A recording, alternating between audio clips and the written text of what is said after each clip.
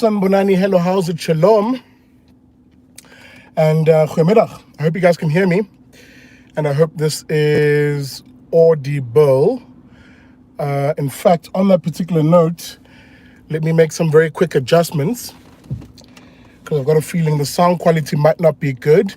It'll give me a chance to just give a few more people, to give me a chance to allow a few more people, what is wrong with me?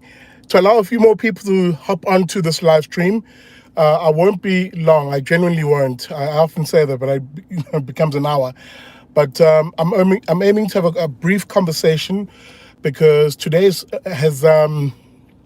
annoyed me to a great extent as I sort of see fellow South Africans around me as I drive around, and I see fellow South Africans trying to piece back together their lives.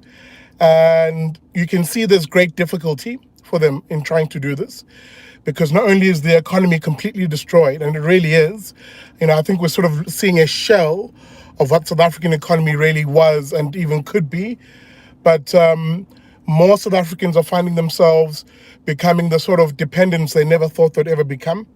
I'm seeing people on the streets. I'm seeing people begging for subsistence. I mean, if you're in any supermarket, if you've gone to any supermarket to do some grocery shopping, you're seeing South Africans really become ever increasingly more discerning about what products they buy and the price of those said products.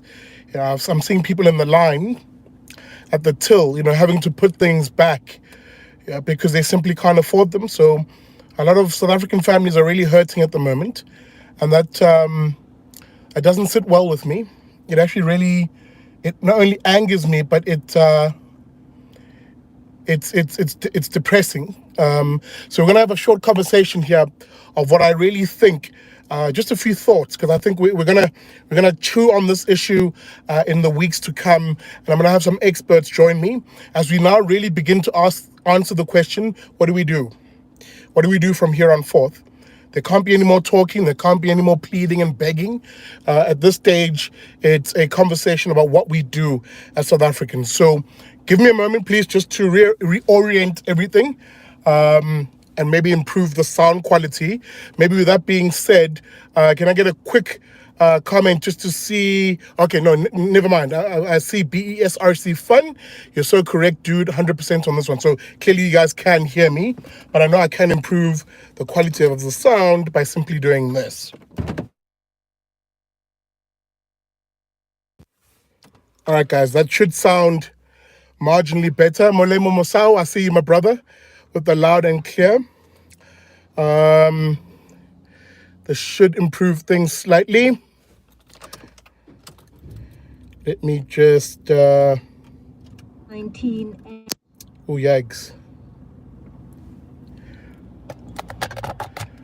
All right, people, I'm with you. But I just had to turn off the Bluetooth. All right, I'm live again. I may have disappeared for a moment. I just wanted to turn off the Bluetooth to avoid the sound going through the back here and actually going straight into the camera speaker. So I think the sound might be marginally, if not much better. And yeah, man, I'm seeing some people join the stream. Welcome to Vlog 55 here on the Big Daddy Liberty Show. I am in Johannesburg at the moment. I'll be here for about 6-7 days perhaps, as I just wrap up a few things and then hopefully make my way to Mpumalanga. For those of you who've been watching and listening to the show, you'll know that I did a vlog recently. I think it was vlog 53 or 52. I'm not sure. I sometimes lose track of these. Where I spoke to you about the farmers in Mpumalanga, the 12, I'll use the race just for the purposes of the conversation, but the 12 black farmers in that part of the world who are being threatened with eviction, and some of them are being evicted by the state simply because they're refusing to pay bribes to this corrupt government and the politicians in Mpumalanga. Now, these are 12 successful, some up-and-coming, emerging farmers guys who feed you and I, guys who make sure that there are meals on our tables, and they're the ones who are being punished by this crooked, corrupt, and filthy communist government simply because these principled men are refusing to pay bribes to this government. So I'm going to try this week, as I do my admin, to make contact with these farmers and to make my way to Mpumalanga so that I can show you what it is to be a farmer in South Africa and why it is that on this show, I always remind you that number one, farming is not a race.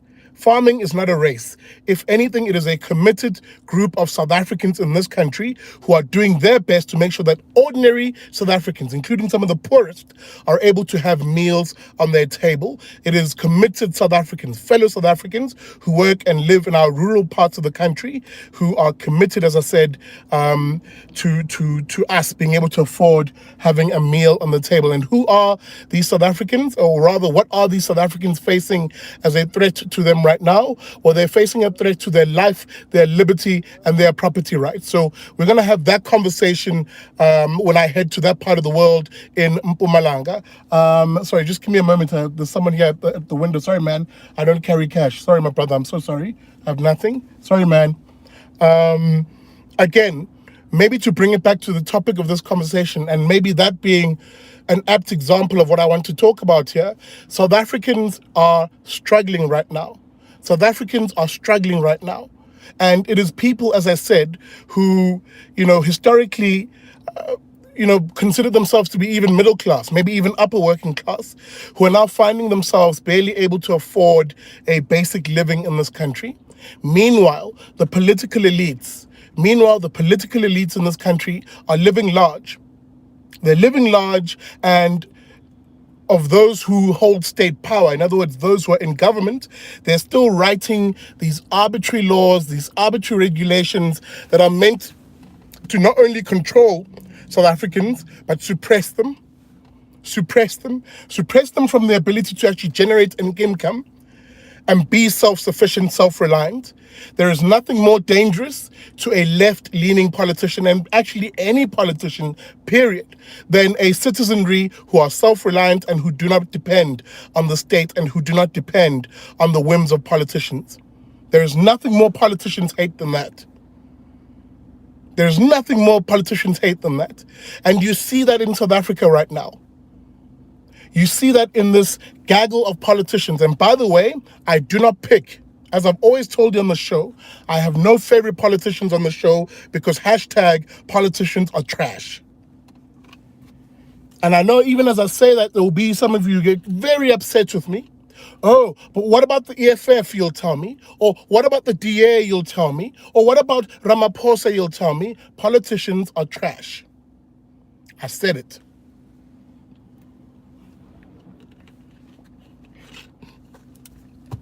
Because at the end of the day, these people, the only thing they really care about, is the acquisition and the retention of power. Everything else is secondary, if not incidental. Service delivery, incidental or secondary. And yes, even your precious Democratic Alliance. Because if you were to take a moment and have a look at all the jostling, the conniving, the backstabbing, the cloak and dagger nonsense that happens within that party, you'd be very shocked and very surprised. Yes, I'll happily grant you that, yeah, on certain governance issues, on certain service delivery issues, the DA is better. Don't get me wrong, absolutely. But I think we've also lulled ourselves into a complacency as South Africans, where we compare the DA, for example, to the ANC. And simply because the DA is better than the ANC, we then say, yeah, hey man, maybe the DA is the best option. That is nonsense. That is nonsense. And that's the lie. That's part of the lie that politicians in this country tell you. And it's part of the reason why I say politicians are trash. Because I can tell you now, in my ideal society, a society that is defined by the individual, and really, I talk a lot about the individual. Really, we're a family society. So in my ideal society that is defined by the family, those families in communities coming together, essentially strengthening their community and deciding that the power and the resources that are often in the hands of the state should be in the hands of the community for them to deliver their own services, for them to provide their own safety and security, roping in the private sector, roping in those few vestiges of state responsibility. If those communities were the ones that banded together, that created, like we do in some township communities, strong structures that can mobilize resources through stockpiles, for example. If those communities actually banded together and things happened at a community level, at a family level, service delivery would be at an exceedingly high level. It would even put to shame the precious DA that I'm often told about. So there is a reason why I say politicians are trash. It is me asking you, a fellow South African, to think beyond the confines of what politicians tell us in this country is possible, is and isn't possible. And if you look at how I framed at least the title of this video, it is a recognition that we've had 26 years in this country of rights. We have 26 years of a conversation about rights, but very little in the way of a conversation about responsibility and what we as citizens, we as individuals, we as families can do. And because of that lack of that latter bit of the conversation, we've ceded everything over to these politicians. And then we're always surprised why they fail us. And then we're always surprised why they are completely useless. You are governed by people who are inferior to you. I'm going to repeat that, because I know that will be the controversial one. You are governed by people who are inferior to you. And what makes them inferior is their ideology. What makes them inferior is their ideology. An ideology which seeks only two things: to acquire power and retain power at all costs. People who create institutions that are designed to prop up bad behavior amongst them and remove all accountability.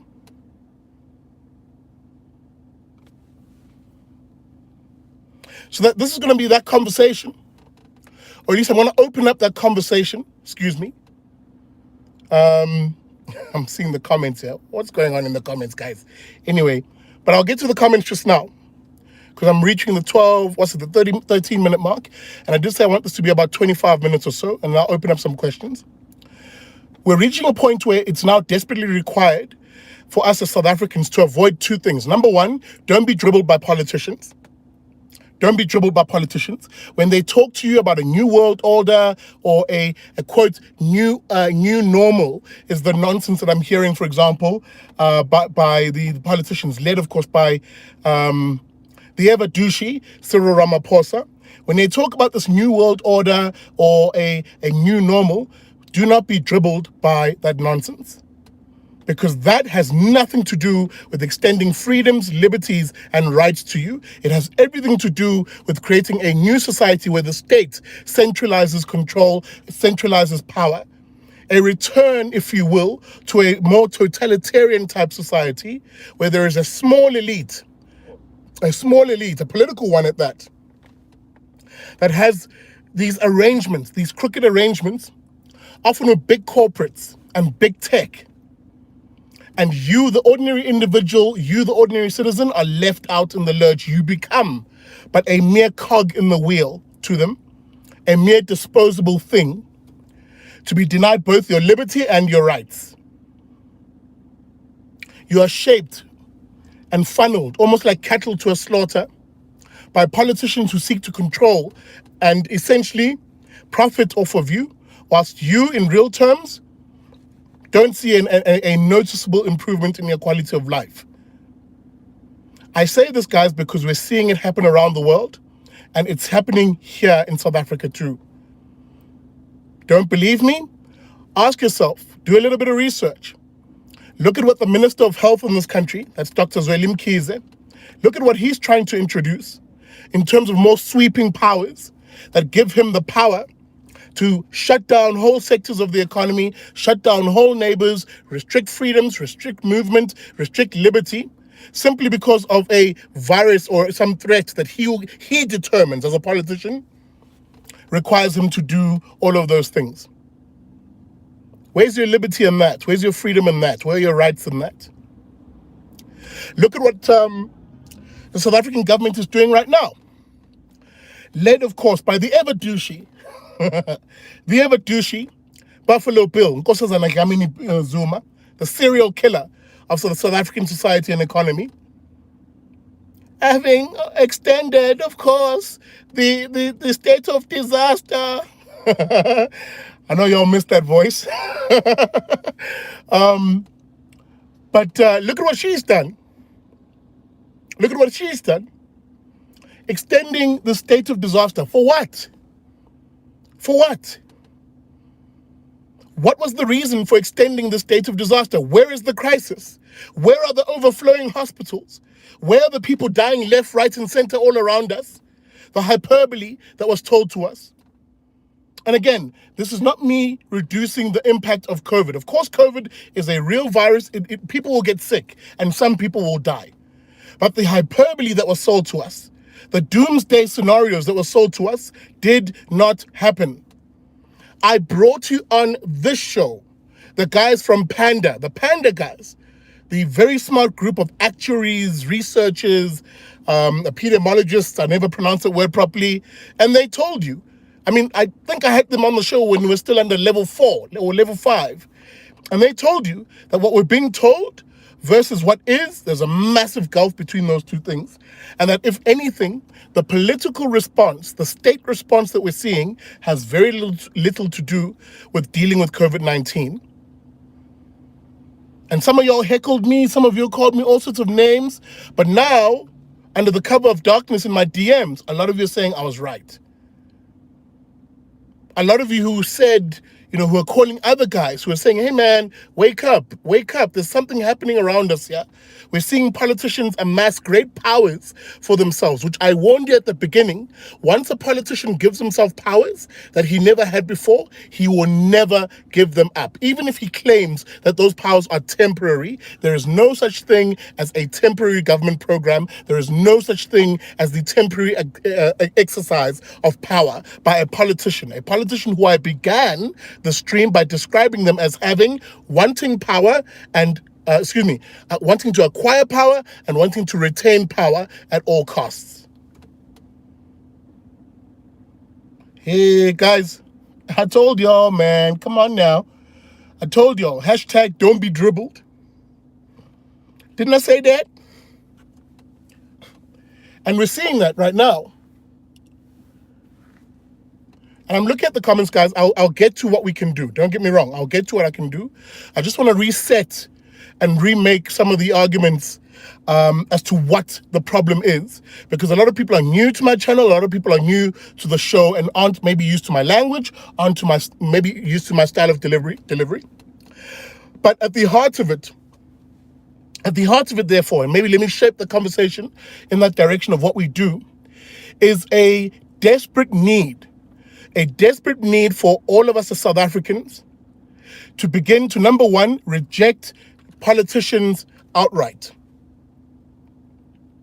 Particularly the leftist ones, the left-leaning ones, because their very nature is authoritarian. Any politician who says to you, I want to use the state to do X, Y, Z, reject that politician outright, out of hand. And that if anything, the only politician I want to see is a politician who will stand on the pulpit, who will stand on the mountaintops, if anything, and say, we are going to relinquish the power of the state. We're going to break the power of the state. We're going to put the resources of the state into your hands as families. That's the ideal politician I would want. That's the ideal politician I would want. What about you? What's your ideal politician, if any politician at all? Because you cannot come onto these streams, you cannot come into the chattering circles in South Africa and preach the story of, oh, this politician over that one. So what you want, therefore, are South Africans. And now we're heading into the what do we do, right? What do we do? And by the way, this vlog won't have the complete answers. I'm just beginning the conversation here. I'm just beginning the conversations here because trust me, you need to open your eyes. Things are coming your way right now, which are all designed to centralize power into the hands of politicians and the political elite. Things are coming your way, and there are machinations that are happening around you. Whilst you're being dribbled by race and all these nonsensy things, whilst you're being dribbled, there are things developing around you which are literally going to strip you and your family of the ability to determine the direction of your lives. Expropriation without compensation, that is now literally on your doorstep. The national health insurance, on your doorstep. How? A minister who basically is trying to appropriate powers to be able to determine things by just word of mouth. You can be sure, therefore, that NHI, the National Health Insurance, which is the nationalization of all healthcare in this country, is on the doorstep. The securitization of South African society is on your doorstep because they got a good taste of it under the various levels of lockdown. And they saw two things. Number one, South Africans just bend to authority. We don't question it, really. We don't push back against it in any real form or shape. If anything, we go to these politicians and we say, yes, give us more of these goons, these thugs in uniform who abuse us. And let me take a quick bookmark there because I know it's going to happen. Not all cops are like that. Absolutely. Absolutely. I know not all cops are like that. In fact, I've had very good experiences with some police officers. But the point I'm making is the institutions that they are being employed in are not designed to be people-focused. They're designed to protect a political elite in this country. And it's that which we need to shatter in redefining what the role of the state should be, limited as it should be. But I digress. Let me take that bookmark out. We'll have that conversation in another day. But essentially, the politicians tested these greater powers over the various levels of lockdown, and boy, did they not enjoy the taste of that. Boy, did they not enjoy the taste of that. So these things are coming, guys. As I say to you, you're seeing politicians become much more emboldened, and these things are coming, and ever increasingly, they are co-opting these big tech firms to do their dirty work sometimes. A friend of mine and a Liberty writer, someone who I recommend you follow, at Ivo Vegter, that's Ivo Vegter, journalist and liberty-minded, free-thinking writer, raised an important question on Twitter and directed a tweet to one of South Africa's the big four banks, and basically said, hey, dear bank, what's this I'm hearing about you providing our information to the state through the various apps that we use with these banks? The point being, and what I extrapolated from that, is that warning that I often give, that the state acting with these big tech and these big corporates will do anything and everything to strip you of your liberties and your rights and your freedoms. So in any event, the point I'm making is that things are coming your way, which you need to be awake to and attuned to, and also now begin to marshal the arguments, to start doing the groundwork, to start putting out the ideas that push back against it, number one, and number two, rallies fellow South Africans to build a coalition of people who say no more of big government, no more of these crooked crony politicians, no more of these politicians who are very happy to see people be poor so long as they can be rich and in power. So how do we do that? How do we do that? And I'm going to offer just 2 or 3 interventions here. As I said, this is just the beginning of this conversation, guys. Just the beginning of it. I just want to whet your appetites, have you thinking about it, and we'll do a live stream with some voices who I want you to engage with. Okay, so that show's coming. So for now, how do we build this self-reliant South African? How do we build these communities that I talk about, which are self-reliant and are community-based, community-focused, and that are built by families in particular? How do we do this? Number one, you cannot do anything in South Africa, and you cannot win, achieve the aim, of building a prosperous, property owning, free and non-racial society. You can't do that if you do not change the current climate of opinion in South African communities across the country. That is the most important thing that must be achieved. And it's the reason why I said to you guys who are longtime fans of the show that I will give up my middle-class existence, living in a nice little flatlet, renting in the back, being harassed by a dog, if you remember that. I'll give up that meager existence in order to live in this bakkie, to live on the road, going community to community across the country, mostly our informal settlements and our townships, to push the ideas of liberty, a market economy, and a non-racial society. That is what I've committed to do with my life and with this show. And it is a commitment that every single one of you who are watching this must, in your own way, commit to. Maybe write more letters to newspapers. Maybe call in to radio stations and challenge some of the leftist dogma there. Maybe take a weekend. Find a liberty-based organization and do some groundwork with them. But we've got to get out of our complacency as South Africans of arguing that our civic duty must be given to politicians to do on our behalf. It just doesn't work that way, guys. We've got to get involved. Support, those of us who are in the liberty movement, broad as it may be. A lot of you are already supporting my work. I'm so thankful to you. But this is where you begin by doing this. By seeking to change the climate of opinion in this country, which right now, in terms of what we're fed by politicians, is very leftist and is very pro-government and pro-politician. Which is ironic because if you talk to ordinary South Africans, they're actually pro-family. I've always said this about South Africans generally, that who we are as South Africans and what we are politically just don't match. South Africans are rather conservative people. They're basically God-fearing, law-abiding by and large, and they're family-orientated.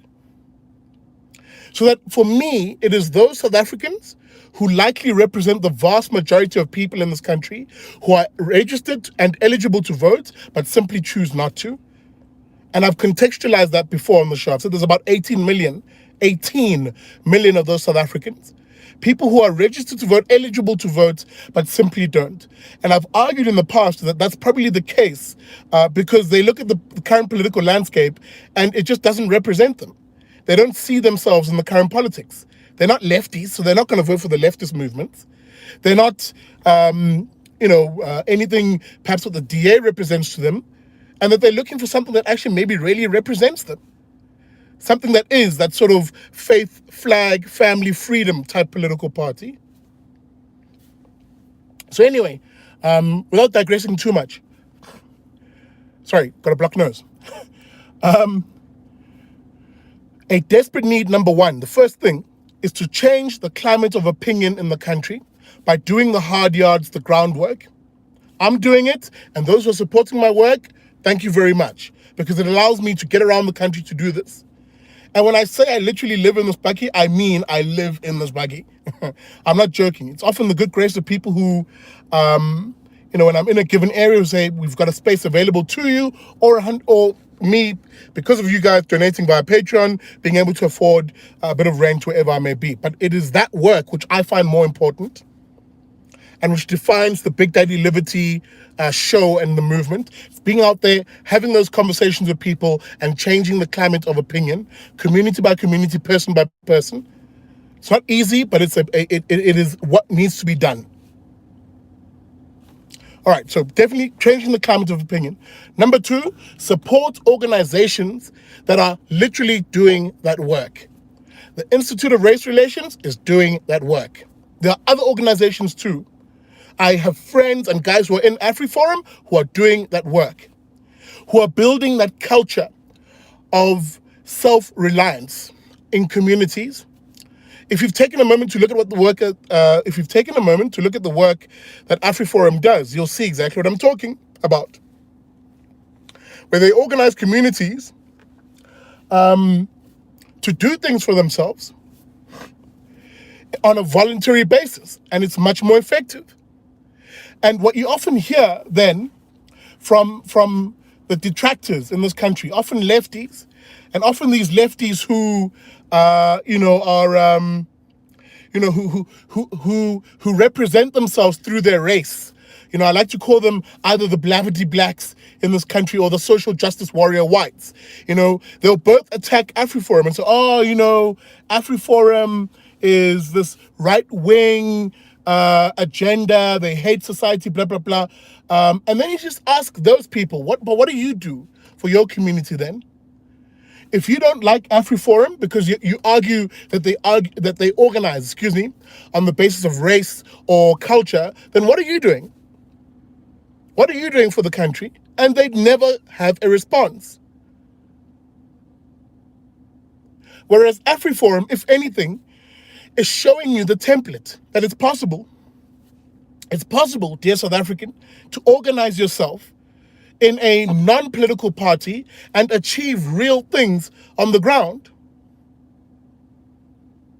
Again, I'm just using AfriForum as an example. There are other communities across the country, especially those who live perhaps in smaller municipalities, who are beginning to organize themselves too in a non-political way, and they're beginning to get things done.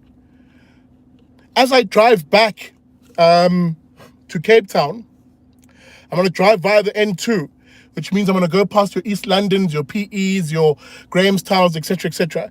Grahamstown is an apt example of what I'm talking about, where the community just said enough of these politicians, and they had the whole municipality dissolved. And that now they as a community are banding together and getting things done. But Grahamstown is not the only example of this. There are other communities across the country that are doing this. And it comes back to the main point that I'm arguing now.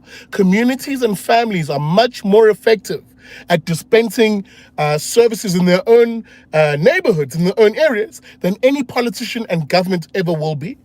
And that's the model that we need to move towards in South Africa. It's number one, defining the role of the state and limiting it. I'm going to repeat that. Number one, defining the role of government and the state and limiting its scope, and having everything else be done by us as families, as communities. That's what you want. So a quick recap of the broader argument of what we do. Number one, change the climate of opinion in this country. The loudest voices, the most influential voices, should be pro-liberty voices, the ones that reflect who South Africans are at that conservative level, if I can use it that way, the God-fearing, law-abiding, and family-oriented South African. Arm that South African with the arguments around how do we structure government and how do we build our relationship with the state, a limited state, based on these values: faith, flag, family, freedom. So you win the argument, you win the battle of ideas, as I like to call it, and you change the climate of opinion to be more pro-liberty, pro-markets, pro-families and individuals. Number one. Number two, you then organize communities. Do it on an individual basis, do it as a family. Talk to your neighbors, organize yourselves. For you to do things for yourselves and your community. Become self-reliant. Those who are richer can, for example, put solar panels on their roofs, dig boreholes, and maybe charge the community if there's any excess. Charge the various members in the community to share some of those resources. And I say share insofar as selling it. So you generate wealth in a community, build self-reliance. And those of you who live in failed municipalities know exactly what I'm talking about. You know exactly what I'm talking about. This is not pie in the sky. Some of you are already doing this. So community-based, family-based. And number three, the final one for now, and because we'll have this conversation with other guys, and I want to wrap up this vlog, is you've got to begin to do the work of, and this will sound controversial, but it really isn't. We've got to rebuild the South African family. Because often the politicians will dribble and distract us with other nonsense that has nothing to do with what's fundamentally wrong in South Africa. I believe one of the most fundamentally wrong things is essentially, number one, we've disregarded the individual, we've disregarded families. Number two, families themselves are broken in this country. For example, last year, 60% of all newborn babies in this country were born without there being any information of the father on the birth certificate. These sort of things have to change. We've got to have this conversation, because you often hear lefties talk about white privilege and blah, blah, blah, blah, blah, blah, blah. That's nonsense. The real privilege in society is to be born in a two-parent household with two responsible, caring, loving parents who are able to look after children, raise families, and give them the best opportunity in opportunities in life. That is one of the largest privileges that we don't talk about. And that we need to have that conversation. But that's going to be another show about how we bring the South African father back into the household and we build families again.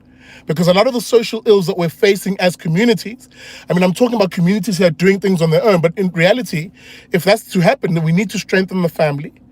Critically important. And we'll have that conversation in other shows, guys. I don't want this vlog to be too long. I'm already sitting on 35 minutes. But guys, let me know what you think about that. Let me know what you think about those cursory beginning thoughts around how we get South Africa back on its feet and how we build a self-reliant South Africa, and how we do this in a way in which we beat the poverty by no longer relying on politicians and the state. It's critically important. And this message has nothing to do with your race. It's if anything, it's a message that speaks to the very values that I argue are more important: faith, flag, family, and freedom. Let me leave it there, guys. I did note some of the comments. Guys, very quickly, to those of you who are trolling the comments, I've been on the Chris White Show. Guys, please don't troll the comment section. I've been on the Chris White Show. But again, I keep repeating this to people. There is no point in me going onto shows if I'm not spreading the ideas that I have to the people who've never heard them before.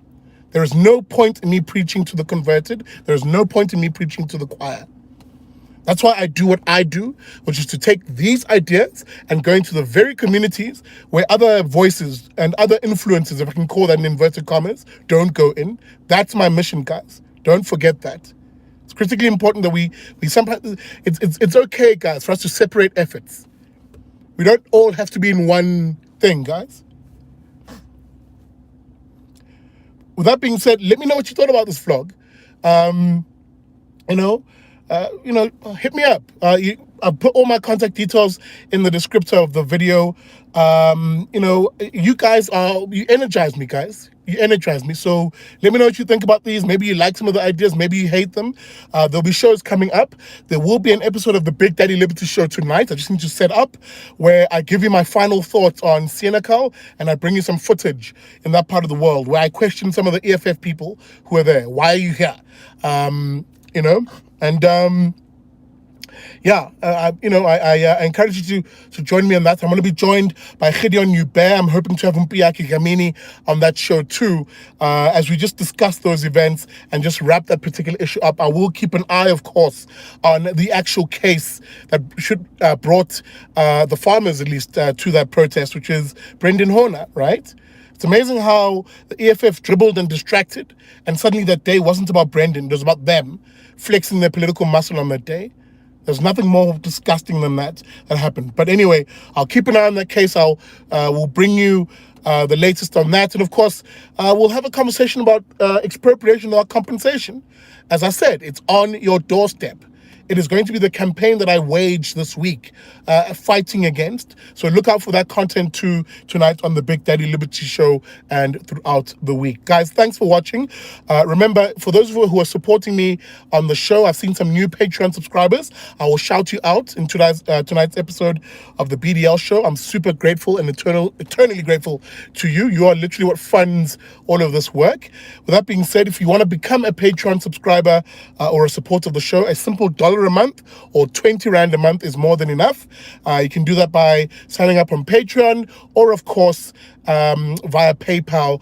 All both of those, both of that information is in the descriptor of this video. And I saw that question. Tonight at 7 p.m., guys, is the Big Daddy Liberty Show. That's tonight, Wednesday at 7 p.m., the Big Daddy Liberty Show. Guys, thank you so much for watching. I'll see you tonight. And remember, never trust a commie.